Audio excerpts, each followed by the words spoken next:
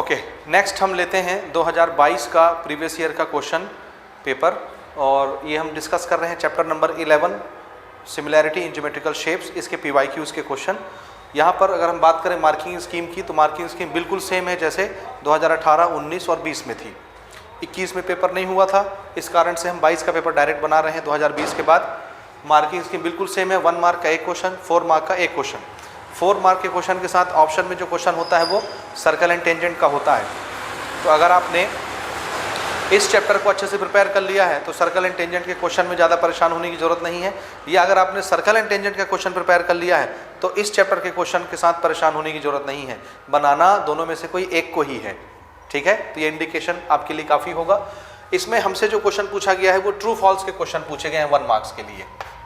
तो ये जो क्वेश्चन आपको दिख रहे हैं ये ट्रू फॉल्स के क्वेश्चंस हैं। तीनों सेट में एक एक क्वेश्चन पूछा गया था और एक 4 नंबर का क्वेश्चन पूछा गया था जो कि हमारा पाइथागोरस थ्योरम था। ओके, ट्रू फॉल्स के क्वेश्चन देखिए। If 2 triangles are concurrent then they are always similar. अगर कोई 2 ट्राइंगल कनकरेंट हो तो क्या वो हमेशा सिमिलर होते हैं? आंसर है यस। और ये जवाब हम पिछले के 2019-20 के पेपर में भी दे चुके हैं। तो ये कैसा हो जाएगा? ट्रू। जो फिगर कनकरेंट होते हैं वो हमेशा सिमिलर होते हैं, लेकिन जो सिमिलर होते हैं जरूरी नहीं कि वो कनकरेंट भी हों, हो भी सकते हैं, नहीं भी हो सकते। इस पर डिटेल लेक्चर हमारे रिकॉर्डेड है, आप वहां जाके इन्हें देख सकते हैं।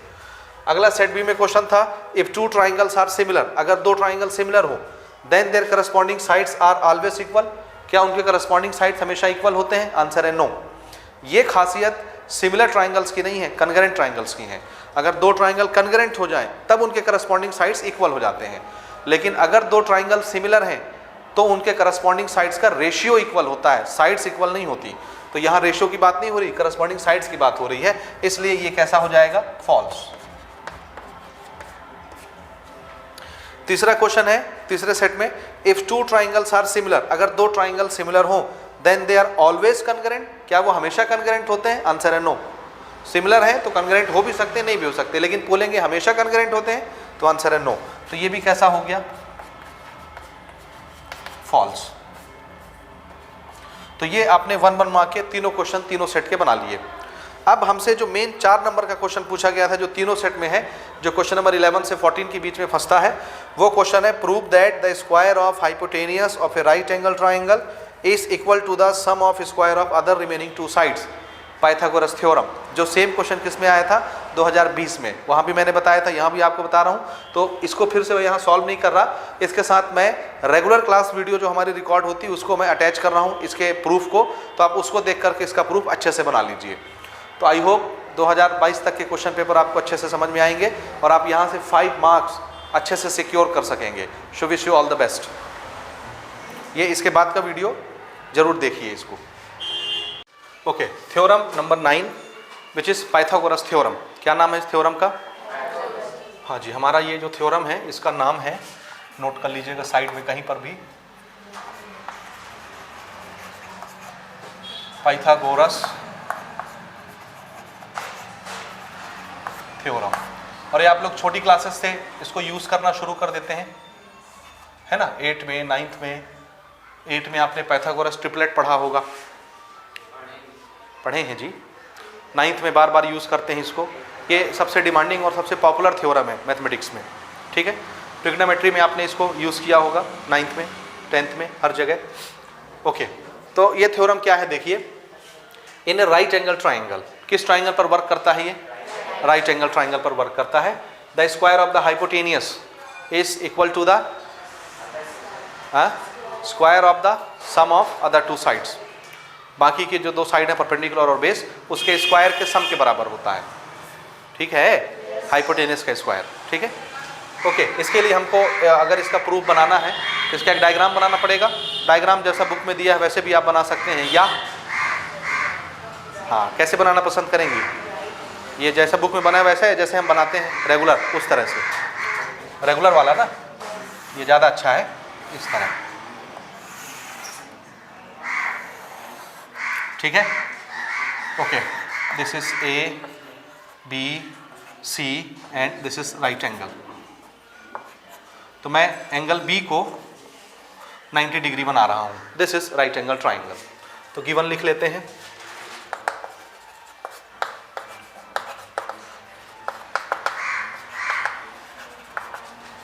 ABC से right angled triangle at B, B पर राइट एंगल ट्राइंगल है। हो गया।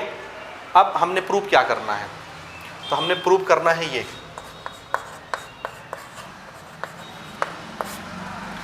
इसमें हाइपोटेनियस कौन है, तो इसका स्क्वायर किसके बराबर दिखाना है, हाँ ये परपेंडिकुलर है, ये बेस है, ठीक है,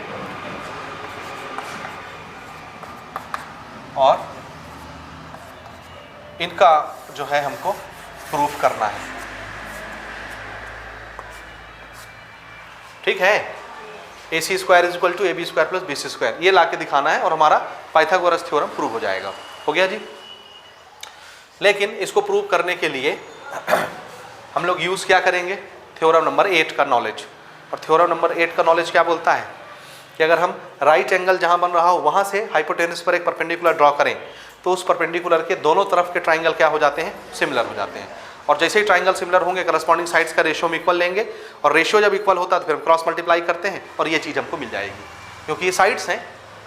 समझ आया कि नहीं आया? तो हमको इसमें दो ट्राइंगल क्रिएट करने पड़ेंगे, उनको सिमिलर प्रूव करना पड़ेगा, इसीलिए इससे पहले वो थ्योरम 8 पढ़ाया जाता है आपको। समझ आया? तो क्या करेंगे जी, दो ट्राइंगल बनाने के लिए कंस्ट्रक्शन क्या करेंगे, तो इसके बाद की हमारा हेडिंग आएगा कंस्ट्रक्शन।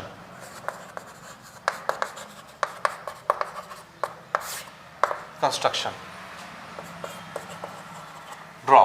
देखिए यहां से मैं एक परपेंडिकुलर ऐसे ड्रॉ करता हूं हाइपोटेनियस पर, और इसका नाम क्या रख दें, BD। ठीक है, चलेगा? BD perpendicular to AC। ठीक है, तो दो ट्राइंगल छोटे छोटे क्रिएट हो गए, एक ADB और दूसरा BDC। ठीक है, अब हम दोनों को बड़े ट्राइंगल के साथ सिमिलर प्रूव करेंगे और करस्पॉन्डिंग साइड्स का रेशियो इक्वल लेते जाएंगे। ठीक है, वो अभी अभी हम सब कर चुके हैं थ्योरम 8 में, सेम चीज़। तो दो छोटे छोटे ट्राइंगल सिमिलर प्रूव होंगे। अब आप अगर एंगल पहचान गए, करस्पॉन्डिंग एंगल, जैसे हमने एक्सरसाइज 4 के क्वेश्चन नंबर 7 में आपको बताया था करस्पॉन्डिंग एंगल कैसे पहचानते हैं, तो फिर आप सबका रेशियो बराबर लिख सकते हैं। हालांकि बिना उसके भी ये बन जाएगा, तो मैं बिना उसके बनाने की कोशिश करता हूँ। देखिए थोड़ा ईजी करते हैं, छोटा करने की कोशिश करते हैं। तो सबसे पहले हमको कौन से दो ट्राइंगल सिमिलर करने हैं, नज़र में ये रहे, ये हमको लेके आना है। और ये कैसे आएगा अभी देखिए। तो सबसे पहले AB स्क्वायर लाना है मुझे, AB स्क्वायर, AB। तो AB स्क्वायर तो तब बनेगा जब AB आएगा, समझे? अब AB का स्क्वायर लाना, भाई प्रूफ तो ये करना है ना, तो ये और ये तो आना चाहिए। AB स्क्वायर कैसे बनाएंगे, तो इसको बनाने का जुगाड़ देखिए। हमको तो ट्राइंगल सिमिलर करना है, और ट्राइंगल सिमिलर करने से क्या होता है, आंसर है ये रेशियो क्या होते हैं आपस में बराबर। यहाँ कुछ लिखा होगा, यहाँ कुछ, यहाँ कुछ, यहाँ कुछ, रेशियो बराबर होते हैं ना। अब अगर मुझे AB का स्क्वायर चाहिए तो यहाँ AB आए, और अगर AB का स्क्वायर बनाना है तो यहाँ AB आए। नहीं समझे? तभी ना क्रॉस मल्टीप्लाई में ये दोनों मल्टीप्लाई होकर AB स्क्वायर बनेंगे, इधर चाहे जो आए। तो एक बार मुझे एक ट्राइंगल में ऊपर AB चाहिए, यहाँ एक ट्राइंगल का डाटा लिखते हैं, यहाँ दूसरे ट्राइंगल का डाटा। तो यहाँ पहले ट्राइंगल में AB आए, और इधर जब मैं लिखूँ तो दूसरे ट्राइंगल का AB लिखूँ, तब ये दोनों मल्टीप्लाई होके ऐसा बनेगा। ठीक है, तो अब देखिए AB कौन से ट्राइंगल का हिस्सा है, क्योंकि देखिए इसमें मैं फर्स्ट ट्राइंगल का डाटा लिखूंगा और यहाँ पर सेकंड ट्राइंगल का डाटा, ये दो अलग अलग ट्राइंगल होंगे। यहाँ भी ऊपर फर्स्ट ट्राइंगल, नीचे सेकंड ट्राइंगल का डाटा लिखूंगा। तो अगर AB का स्क्वायर बनाना है तो फर्स्ट ट्राइंगल में भी AB फंसना चाहिए और सेकंड ट्राइंगल में भी AB फंसना चाहिए। ऐसे दो ट्राइंगल खोजिए जिसमें AB आता हो दोनों ट्राइंगल में। हाँ, वेरी गुड। एक ट्राइंगल क्या हो जाएगा, ADB, छोटा ट्राइंगल, इसमें AB आया या नहीं आया, और दूसरा ट्राइंगल जिसमें AB आता हो ABC, जिसमें AB आता है, हमारा काम हो जाएगा। तो हमको कौन से दो ट्राइंगल देखने हैं, बोलिए? ADB and triangle ABC। पहले दिन को सिमिलर प्रूव करें। सिमिलर प्रूव करना बहुत आसान है, दोनों ट्राइंगल में एक एक एंगल 90 डिग्री है। इसमें ADB और बड़े ट्राइंगल में ABC, ये 90 के हैं, दिख रहा है? छोटा ट्राइंगल ADB में देखो, ADB यही एंगल 90 है, और बड़े ट्राइंगल में ये एंगल 90 है। तो एक 90-90 की सिमिलैरिटी मिल गई। दूसरा बताइए,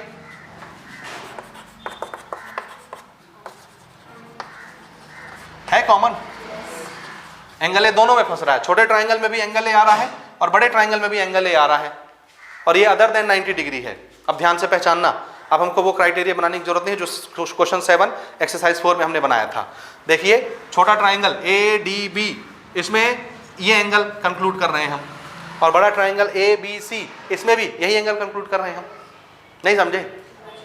एंगल ए दोनों ट्राइंगल में है और कैसा है? कॉमन। और दोनों ट्राइंगल के एंगल जब बराबर होते हैं तो आपस में कैसे होने चाहिए? वो करस्पॉन्डिंग। इसलिए छोटे ट्राइंगल का एंगल ए और बड़े ट्राइंगल के एंगल ए अगर बराबर हैं तो दोनों आपस में क्या होंगे? करस्पॉन्डिंग एंगल होंगे। और ये 90 से छोटे हैं, एक्यूट एंगल। अब एक्यूट एंगल अगर पता चल गया तो हम परपेंडिकुलर और बेस जान गए। नहीं समझे? क्योंकि 90 तो दिखता रहता है साफ साफ, तो उसके सामने वाला हाइपोटेनस दिखता रहता है साफ साफ। बेस और परपेंडिकुलर में लफड़ा होता है, इसलिए जैसे ही एक एंगल करस्पॉन्डिंग मिले दोनों ट्राइंगल में तो उनके सामने वाले साइड क्या बन जाएंगे? परपेंडिकुलर। अब देखना, छोटा ट्राइंगल ए डी बी में परपेंडिकुलर कौन होगा? B D. Very good. और बड़े ट्राइंगल ए बी सी में परपेंडिकुलर कौन होगा? B C. Very good. समझ आया? आया? सही में, क्योंकि हमको मालूम है यही दोनों एंगल आपस में करस्पॉन्डिंग है, दोनों ट्राइंगल के एंगल ए आपस में। ठीक बात? तो चलिए पहले तो यहां लिख लेते हैं कि दोनों ट्राइंगल क्या हो गए।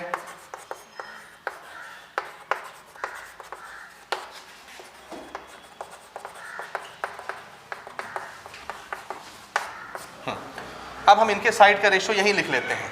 तो बताइए मुझे कौन सा साइड चाहिए जी ये चीज लाने के लिए? A B square. पहले याद रखना, छोटे ट्राइंगल का डाटा लिखना है, नीचे बड़े ट्राइंगल का डाटा लिखना है।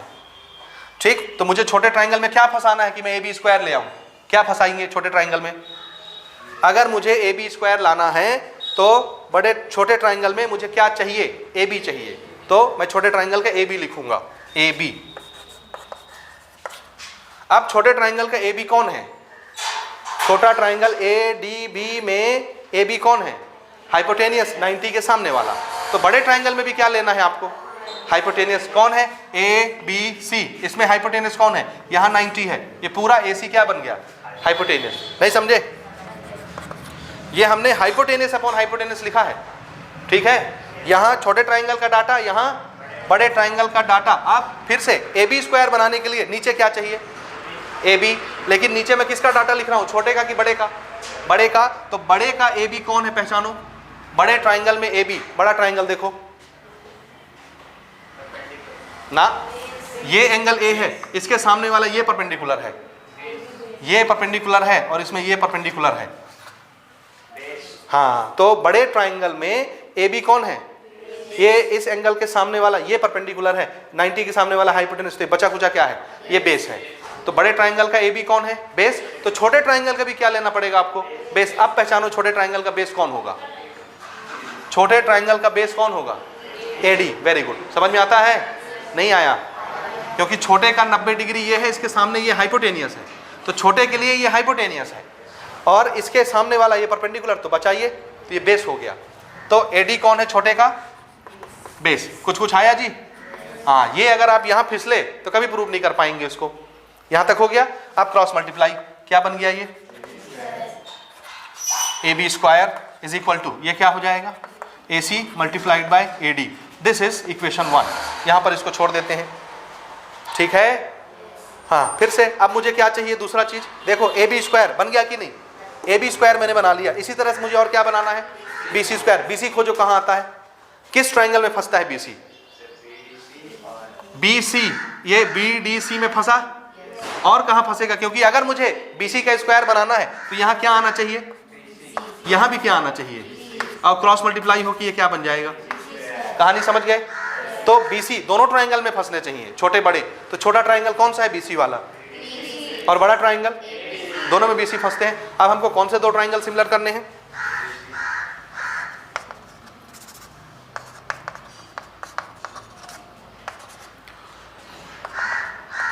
In triangle BDC and triangle ABC। एक एंगल 90 है दोनों में। BDC ये एंगल 90 है छोटे ट्राइंगल में, और बड़े ट्राइंगल में ये एंगल 90 है, एंगल B। तो क्या लिख लो इसको मैं?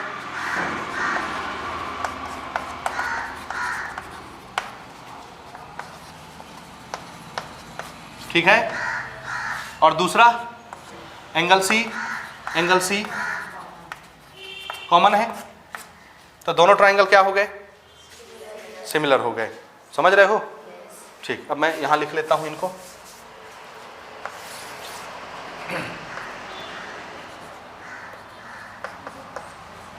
BDC similar triangle ABC। तो क्या होगा बाय डबल ए क्राइटेरिया,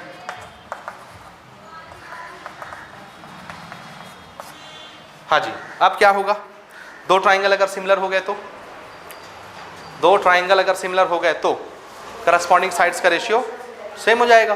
कौन है करस्पॉन्डिंग साइड्स? तो हमको क्या फंसाना है, BC स्क्वायर बनाना है, इसलिए BC फंसाएंगे, BD और ABC। पहले मैं छोटे ट्राइंगल का डाटा लिखूंगा फिर बड़े ट्राइंगल का। तो छोटे ट्राइंगल का कौन सा डाटा मुझे यूज करना है, BC। अब पहचानो छोटे का BC कौन है, BDC के लिए BC कौन है, ये रहा, इसका 90 डिग्री, तो सामने वाली क्या बन जाएगी, हाँ, तो ये हाइपोटेनस है छोटे ट्राइंगल का। तो बड़े का भी क्या लिखना है नीचे, तो बड़े का हाइपोटेनस कौन है, ये AC। अब यहां मुझे फिर से BC लिखना पड़ेगा, तभी क्रॉस मल्टीप्लाई होकर BC स्क्वायर बनेगा। लेकिन मैं नीचे किसका डाटा लिख रहा हूं, छोटे का कि बड़े वाले का, ये ऊपर ये नीचे, ये कौन है, बड़ा।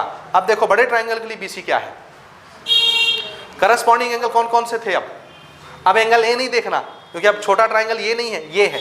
इसमें करस्पॉन्डिंग एंगल कौन थे, C। दोनों के लिए करस्पॉन्डिंग एंगल कौन है आपकी बार, छोटे ट्राइंगल के लिए भी C, बड़े ट्राइंगल के लिए भी करस्पॉन्डिंग एंगल C है। तो देखो बड़े ट्राइंगल के लिए BC क्या है, ये है करस्पॉन्डिंग एंगल, इसके सामने वाला, हाँ, तो ये परपेंडिकुलर है बड़े ट्राइंगल का। नहीं समझ आया, यही थोड़ा सरदर्द है और आपको ये पहचानना ही है, नहीं तो आप लिख ही नहीं पाएंगे। नहीं आ रहा समझ में? अब की बार हमारे ट्राइंगल ये हैं और ये दो एंगल इक्वल आए हैं, तो इनको करस्पॉन्डिंग एंगल मानोगे। छोटे के लिए भी एंगल C, बड़े के लिए भी एंगल C। तो जब आप छोटा देखोगे, देखो छोटा ट्राइंगल BDC 90 के सामने ये क्या बन गया, अब छोटे ट्राइंगल BDC में 90 ये है, इसके सामने ये क्या हो गया छोटे के लिए, हाइपोटेनियस। और ये रहा एंगल C जिसके बारे में बात हो रही है, तो इसके सामने कौन सी साइड फंसी, ये है परपेंडिकुलर छोटे के लिए। समझ आया? अब बड़े को देखो, बड़े के लिए यही एंगल है C, तो इसके लिए परपेंडिकुलर कौन हो गया, ये, ठीक है। तो ये बेस हो जाएगा बड़े के लिए। नहीं समझे? हाँ, तो बड़े के लिए BC क्या है, बेस। तो छोटे के लिए भी बेस लिखेंगे। अब छोटा ट्राइंगल देखो, इसके सामने ये परपेंडिकुलर हो गया और ये 90 के सामने ये हाइपोटेनस हो गया, तो बेस कौन है, DC। DC या CD कुछ भी लिख सकते हो गया? नहीं समझे? अब कराओ cross multiply, BC into BC is equal to AC into DC, second equation. हो गया? समझे? परीक्षा में आता है ये, ठीक। अब देखो AB स्क्वायर बन गया, BC स्क्वायर बन गया, AB स्क्वायर बन गया, BC स्क्वायर बन गया। अब क्या करना है, दोनों इक्वेशन ऐड कर देते हैं।